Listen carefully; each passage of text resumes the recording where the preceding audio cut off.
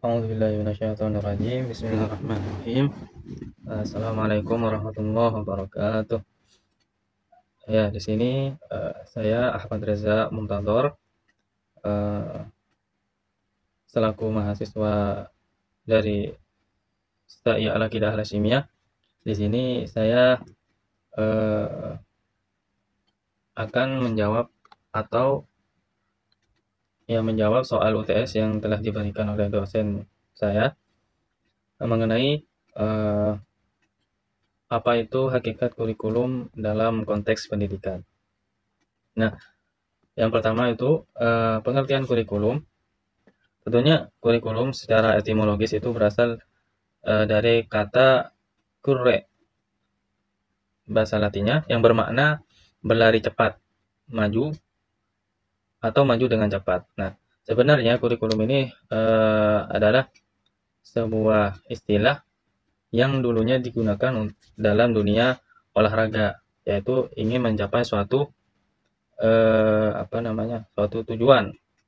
Seperti contohnya seorang pelari yang ingin seorang pelari dari mulai startnya itu dia akan berlari ingin mencapai suatu tujuannya itu, yaitu garis finishnya tadi itu. Nah, itu pengertian kurikulum secara etimologis. Nah, dalam konteks pendidikan, kurikulum itu memiliki arti sebagai tempat atau arena atau sarana bagi peserta didik berlari untuk mencapai sesuatu. Jadi maksudnya dalam kurikulum dalam konteks pendidikan itu adalah bagaimana nanti seorang pendidik itu ingin mencapai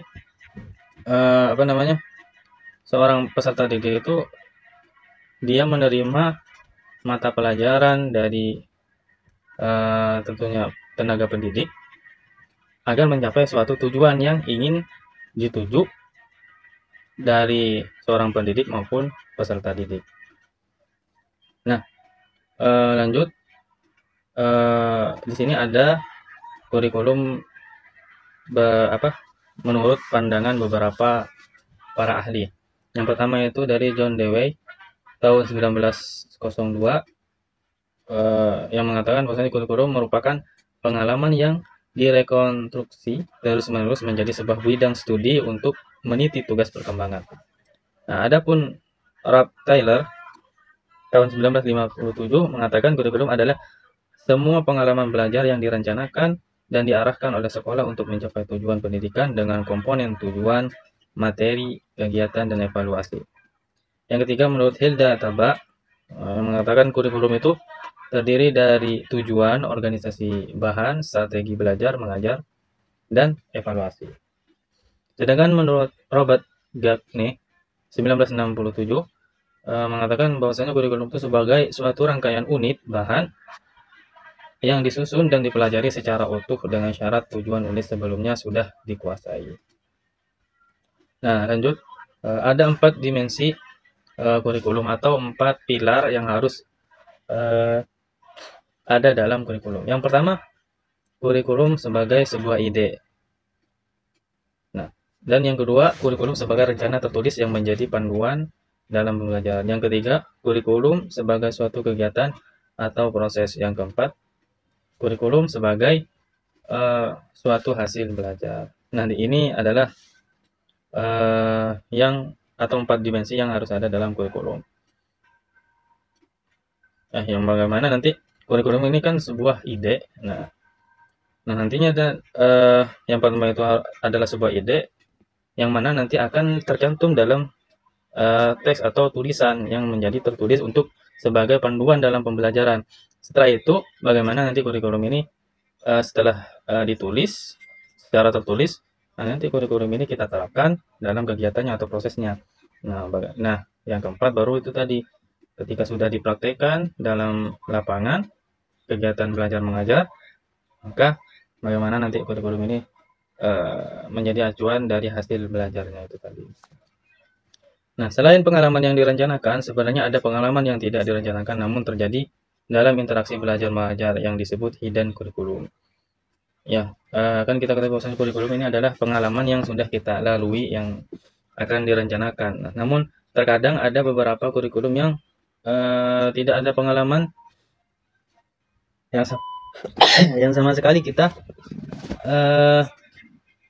dapatkan yang itu. Nah, itu disebut dengan hidden kurikulum. Nah, selanjutnya itu tentang fungsi kurikulum. Nah, fungsi kurikulum ada beberapa. Yang pertama itu adalah fungsi penyesuaian. Nah, bagaimana nanti kurikulum ini menyesuaikan dengan lingkungan yang ada di sekitar. Yang kedua, fungsi pemaduan atau integrasi, yaitu individu yang terintegrasi sesuai dengan norma masyarakat. Nah, jadi bagaimana kurikulum ini memadukan antara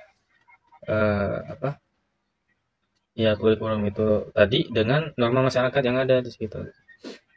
Nah, yang ketiga itu fungsi diferensia, fungsi sebagai pembeda, yaitu bagaimana memberikan pendidikan sesuai dengan karakteristik peserta didik sehingga dapat mengembangkan potensi dan siap terjun di masyarakat. Nah, fungsi yang selanjutnya itu fungsi persiapan.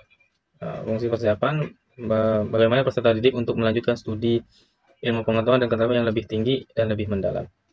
Fungsi pemilihan dalam hal mempersiapkan program yang akan diajarkan kepada peserta didik. Nah, bagaimana nanti si pendidik ini bagaimana dia memilih atau mempersiapkan programnya, baik sarana dan prasarana dalam melakukan kegiatan belajar mengajar. Fungsi diagnostik, yaitu fungsi bagaimana mengarahkan peserta didik agar mampu memahami, menyelesaikan dan memecahkan masalah pada dirinya. Nah, sekarang tentang konteks kegiatan dalam kurikulum. Nah, yang pertama itu penyusunan kurikulum. Nah, nanti bagaimana penyusunan kurikulum ini sesuai dengan kebutuhan, baik kebutuhan dari pendidik maupun peserta didik. Nah, yang kedua bagaimana nanti pengembangan kurikulumnya. Nah, bagaimana nanti seorang pendidik itu mengembangkan kurikulum itu agar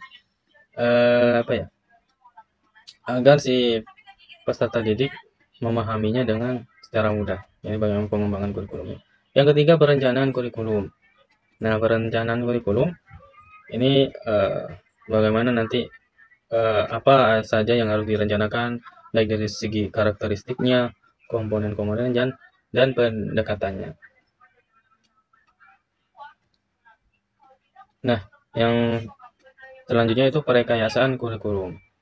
Nah, bagaimana kurikulum ini berfungsi di sekolah terkait menghasilkan, melaksanakan, dan menilai kurikulum yang sudah ditentukan. Yang selanjutnya perbaikan kurikulum, nantinya bagaimana pasti ada perbaikan kurikulum supaya kurikulum ini tidak mengikuti suatu perkembangan, yaitu mengganti komponen kurikulumnya. Yang selanjutnya itu perubahan kurikulum, yaitu mengganti kurikulum dengan kurikulum baru. Nah, di sini ada beberapa jenis-jenis kurikulum. Yang pertama, kurikulum rekomendasional, yaitu kurikulum yang direkomendasikan para ahli atau pemerintah. Kurikulum tertulis yaitu kurikulum yang sudah disetujui pemerintah, lebih komprehensif. Yang ketiga, kurikulum dukungan, yaitu kurikulum yang dialokasikan untuk menunjang kurikulum X, alokasi waktu, bahan, dan media.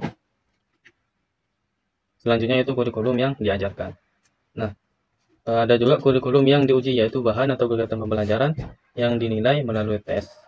Nanti bagaimana nanti setelah beberapa waktu melaksanakan kegiatan belajar mengajar, nantinya nanti ada kurikulum ini untuk diuji kepada peserta didik bagaimana hasilnya untuk memperoleh konklusi apakah kurikulum ini atau kesimpulan bahwa kurikulum ini cocok nilai melalui tes. Yang terakhir yaitu kurikulum yang dipelajari merupakan hasil belajar, yaitu perubahan nilai, persepsi, tingkah laku yang terjadi dari pengalaman belajar. Nah, itulah tentang beberapa hakikat kurikulum dalam konteks pendidikan yang mana kita sudah jelaskan. Ada berbagai macam dari hakikatnya, pengertiannya, komponennya, maupun fungsinya kurikulum. Nah, mungkin hanya ini yang dapat saya jelaskan. Kurang lebihnya mohon maaf. Assalamualaikum warahmatullahi wabarakatuh.